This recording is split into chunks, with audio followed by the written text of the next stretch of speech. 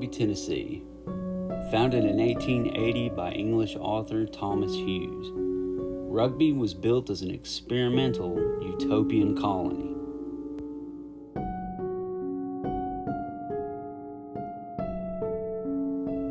Hughes was born in Oxfordshire, England in 1822. In the 1830s, Hughes attended a private school in Warwickshire, England, named Rugby School, which inspired his name for the new colony, as well as his well-known novel, Tom Brown's School Days. The Rugby experiment grew out of the social and economic conditions of Victorian England, where the practice of primogeniture and the economic depression had left many of the second sons of the English gentry jobless and idle. Hughes envisioned Rugby as a colony where England's second sons would have a chance to own land and be free of social and moral ills that plagued late 19th century English cities. The colony would reject late Victorian materialism in favor of the Christian socialist ideals of equality and cooperation espoused in Hughes's Tom Brown School Days.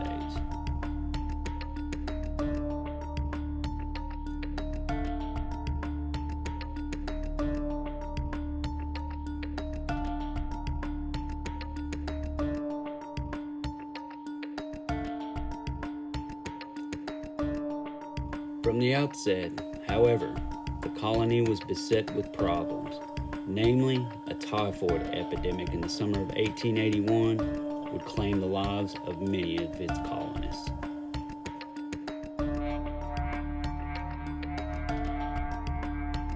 Some of those victims are buried here at Laureldale Cemetery.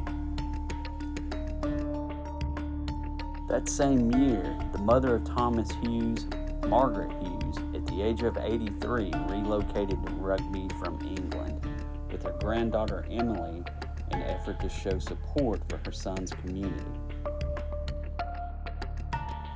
Margaret would live in the Uffington House, a home named after her manor in England. Margaret became a prominent figure, hosting gatherings and connecting colonists, serving as the community's unofficial First Lady. Unfortunately, Margaret passed away at the age of 90 in 1887.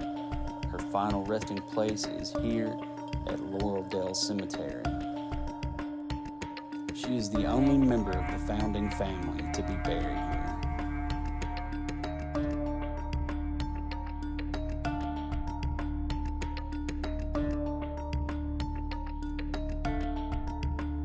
Charles Oldfield was one of the original British colonists who moved to Rugby, Tennessee in 1880.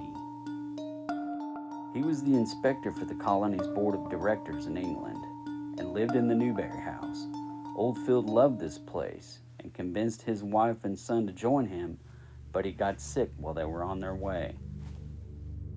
Sadly, he passed away the night before his son and wife arrived to the colony.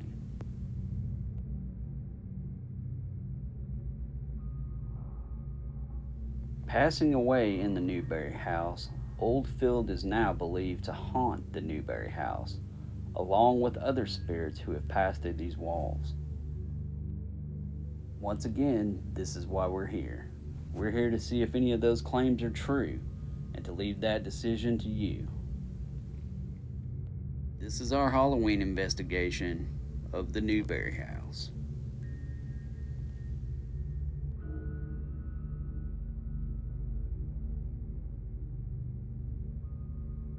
Once inside, seeing this place is very beautiful and very comforting. It's almost inviting. It has a very home feel to it. Not creepy at all. Upstairs is where we'll be sleeping for the weekend, in the Charles Oldfield room. That's also where our command central will be. We have our static DVR cameras set up throughout the house. With command and the cameras set up, our equipment ready to go, All we can do now is wait for nightfall. As we explore the property, we decide to begin our investigation tonight behind the Newbury House, beside this pond.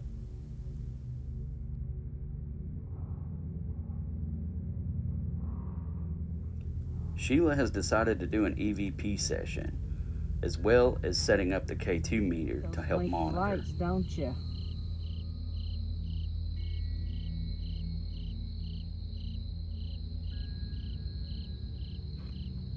To let me know it's you, can you just step away from that real quick? Being outside, there's no electricity out here. There's nothing out here that should be interfering with the EMF detector. This we can't explain.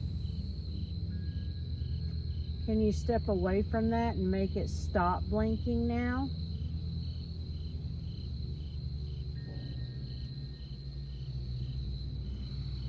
Wow.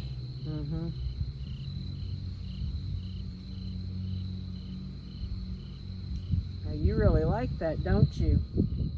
Just to let me know that you're listening to what I'm asking. At this point, I set my K2 meter beside Sheila's to see if it would do the same thing. It's got them both doing the same thing. Can you tell us who all is staying in the Newbury House tonight?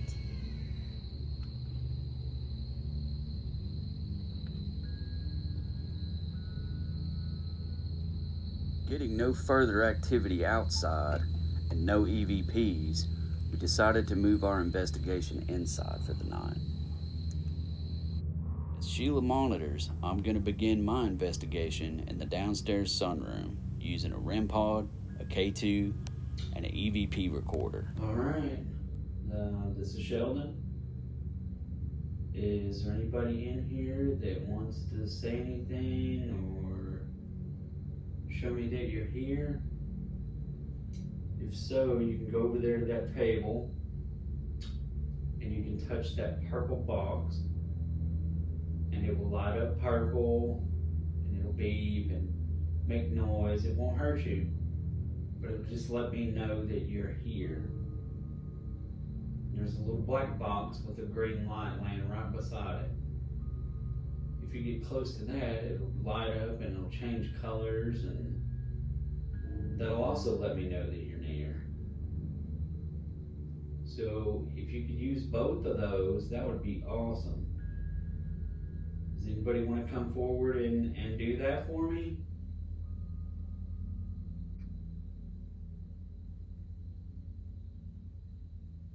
There you go. I appreciate that.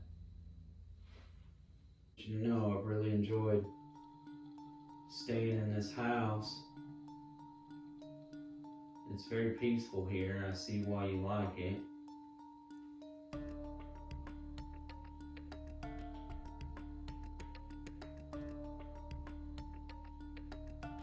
You don't have to be bashful. I'm not gonna hurt you. I don't mean any disrespect. I'm just here to communicate with you. So, if you could, please touch the devices on the table for me. Let me know you're here. And it is Halloween.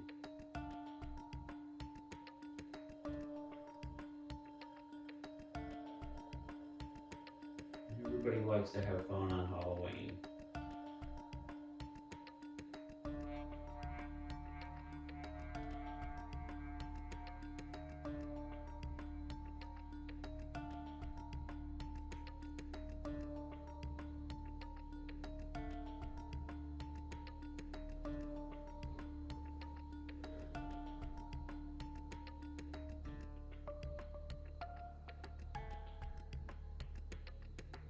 You're doing good on the K.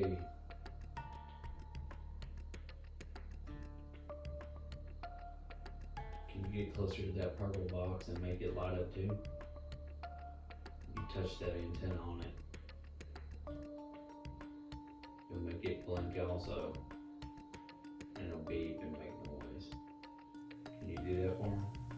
Receiving no more responses, I decided to bring Sheila into the mix. We're going to change it up a little bit and do this one with the lights on.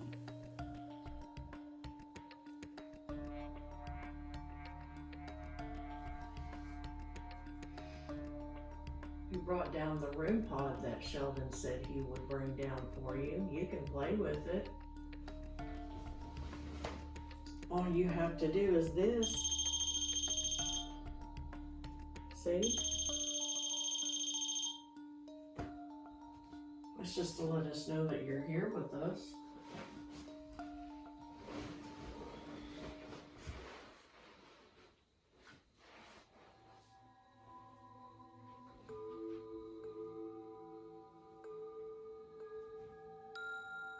I see you really like that K2 meter. Watch closely as something appears to shoot from the K2 meter.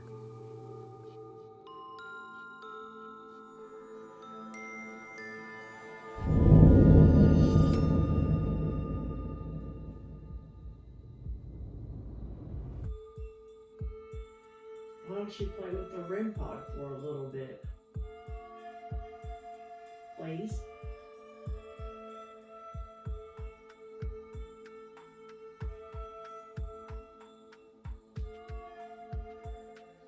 Watch carefully as another orb passes right in front of the K2 meter.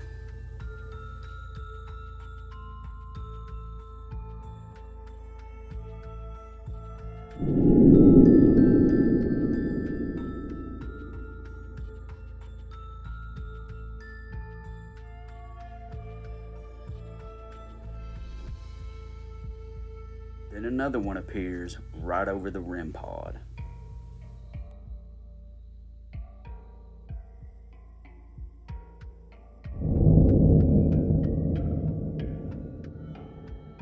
Are you gonna go up near the REM pod? Make those crystals light up?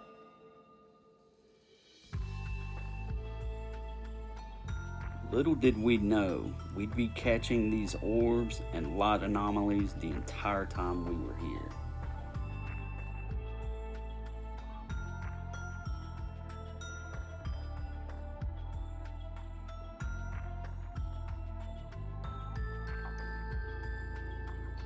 Can you tell us how many people are sleeping in this house tonight?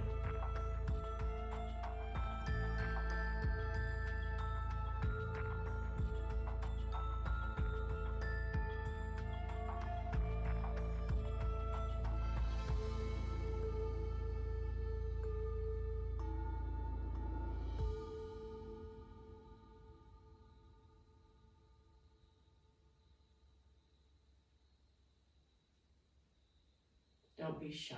You can talk to us. We're here. No disrespect. Sheila is also running a Ghost Vox, which is a word generator. Can you touch that REM pod for me? Can you touch that antenna for us? Undoubtedly.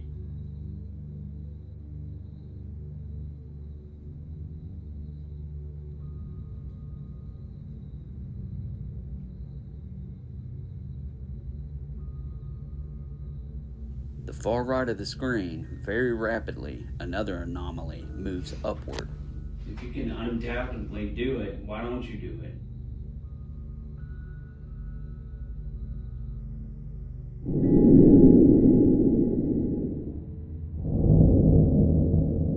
It won't hurt you.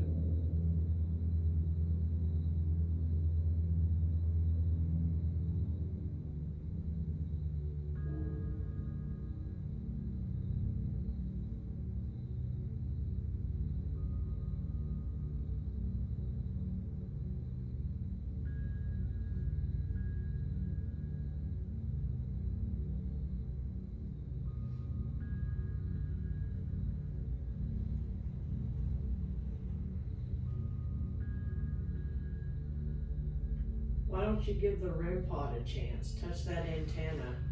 It's so much cooler than that EMF reader.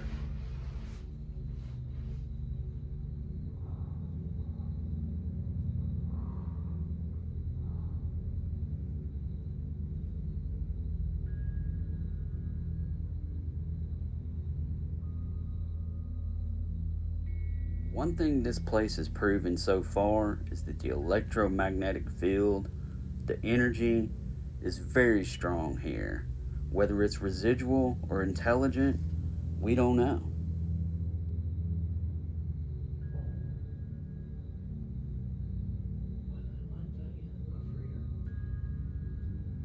Mhm.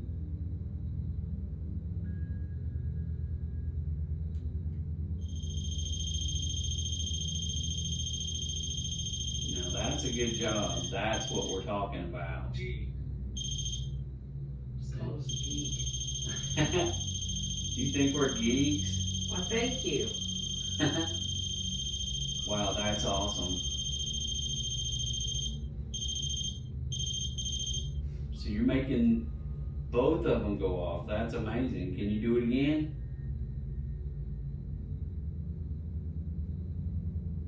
Pretty please.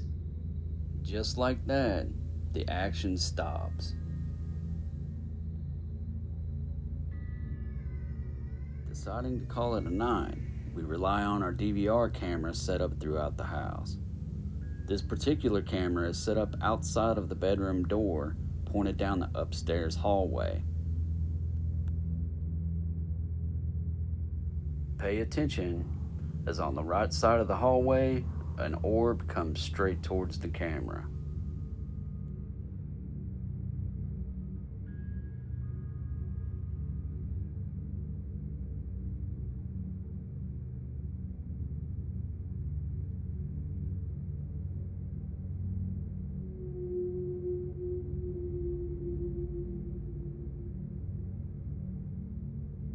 This time, a flashing ball of energy from left to right.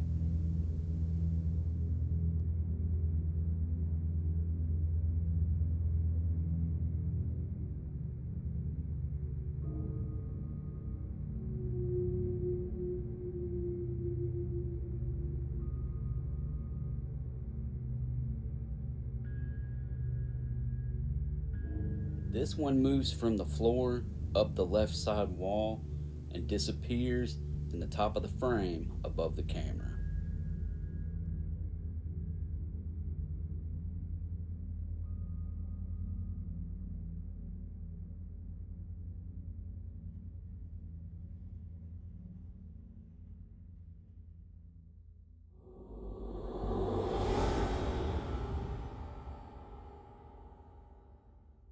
The activity continues in the downstairs den. Watch carefully as something moves from the upper left-hand corner of the room very slowly across the ceiling.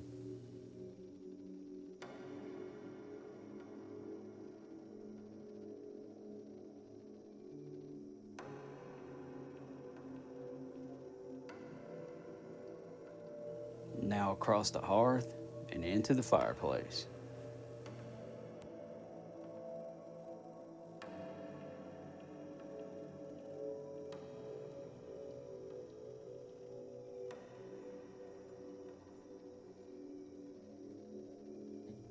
This next clip, you can't miss it.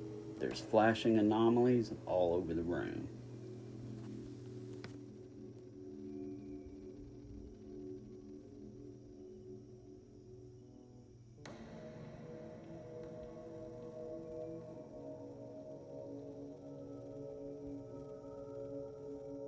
This time, a replay enhanced.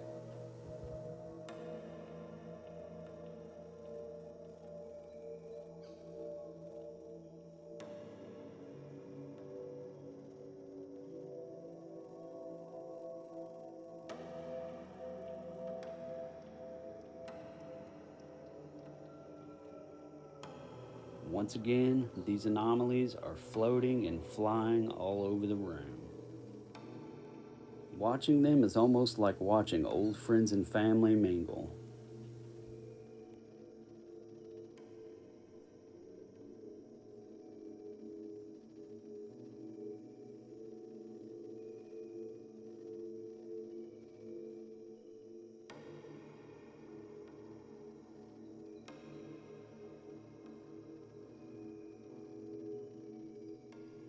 This oddly shaped orb moves from right to left, right in front of the camera.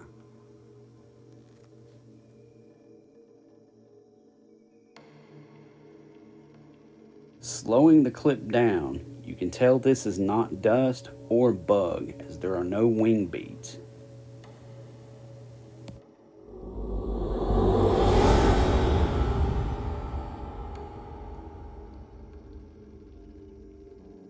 Now to the bedroom. Sheila sleeping on the left, me on the right. What appears to look like two orbs jumping out of the floor right in front of the nightstand. In this next clip, you'll notice a flash of light in the upper left-hand corner, and then another flash right below the picture frame on the right-hand wall.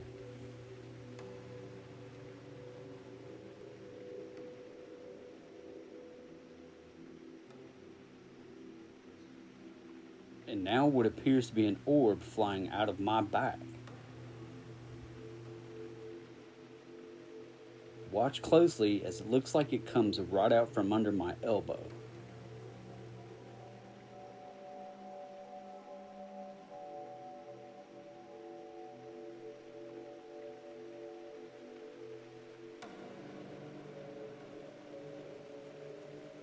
This night we slept with the laser grid on. Watch the wash basin and pitcher on the dresser.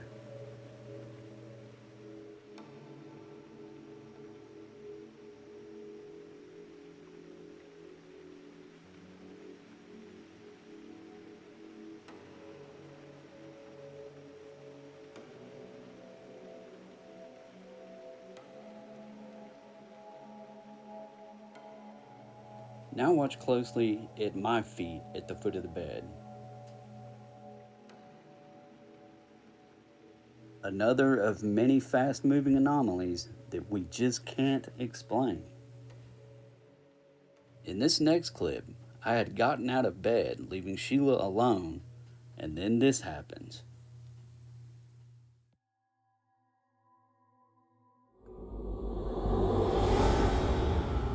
It's said that the ghost of Charles Oldfield loves to interact with women when they're in the room by themselves. One more time in half speed.